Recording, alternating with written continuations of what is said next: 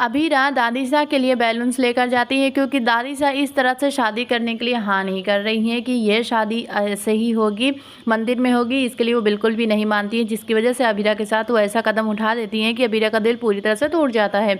लेकिन आपको बता दें कि आफ्टर सम टाइम दादीसा इस रिश्ते के लिए फाइनली मान चुकी हैं और वो अपनी हार मान चुकी हैं कि किस तरह से उन्होंने अरमान को खोने से बचा लिया, अरमान को घर छोड़ने से बचा लिया, अभीरा को अपना रही हैं। अब धीरे धीरे अभीरा के दिल में भी ये दादीसा के लिए पहले से जगह बनी चुकी है, लेकिन अब दादीसा के दिल में अभीरा के लिए जगह बनने वाली। यहाँ पर अरमान मंदिर में इंतजार कर रहे होते तो कॉल आता है अभीरा का और अभीरा कहती हैं कि अरमान मैं तुम्हारे पास आ रही हूँ और मैं तुम्हारे पास आऊँगी और हम दोनों अब शादी करने वाले हैं। अभीरा बहुत खुश होती हैं, रास्ते में डांस कर रही होती हैं। यहाँ पर अरमान मंदिर में डांस कर रहे हैं, यानी कि दोनों ही कपल बहुत ज़्यादा खुश होते हैं।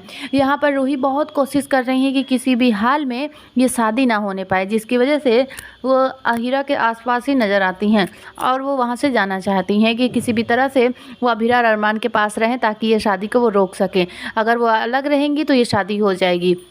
रूही के लाख कोशिशें करने के बाद भी ये शादी नहीं रुकती, क्योंकि दादीसा ने डिसाइड कर लिया है कि अरमान जब अपनी हरकतों से बाज नहीं आ रहे हैं तो मुझे इस शादी के लिए हाँ कर देनी चाहिए। वहीं पर आप देखेंगे कि अभीरा अरमान के प्यार की एक नई शुरुआत हुई थी, लेकिन उस शुरुआत में दादीसा बीच में आ गई, जिसकी वजह से ये रिश्ता पूरी तरह से टूटने लगा।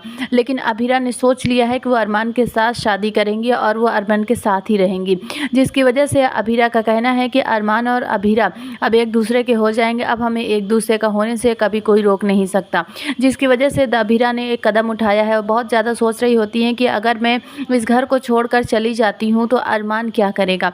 यानी कि अरमान को ये उम्मीद है कि दादीसा शादी के बाद हमें अपना लेंगी।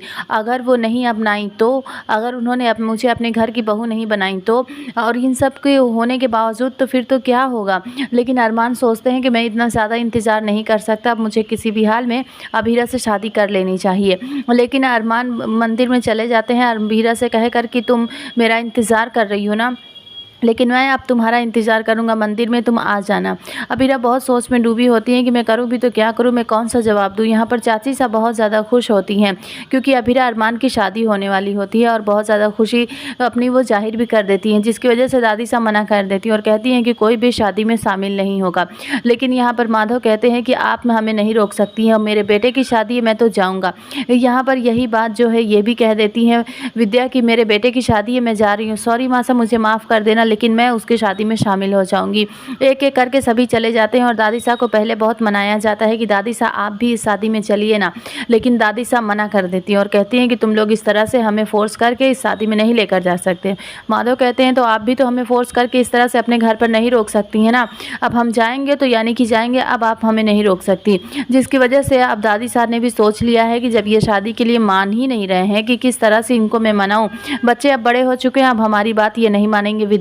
विद्या कहती हैं कि मासा आपको खुद ही इनकी बात मान लेनी चाहिए। और यहाँ पर रोहित भी बहुत कोशिश करते हैं और कहते हैं कि किसी भी तरह से आप हाँ कर दीजिए और मान जाइए शादी को करने के लिए।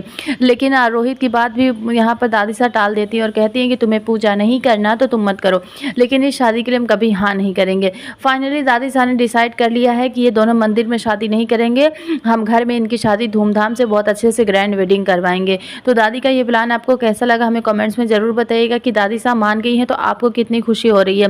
आप हमें अपनी राय ज़रूर दें। फिर मिलेंगे नेक्स्ट वीडियो में ऐसे ही लेटेस्ट न्यूज़, खबरों, स्टोरीज़ के लिए आप हमारे चैनल को सब्सक्राइब कर लीजिए। आफ्टर सम टाइम मैं आपके पास हाजिर हूँ, आपकी अपनी माही। तो फिर मिलेंगे नेक्स्ट वीडियो में। Thanks for watching, like share and subscribe.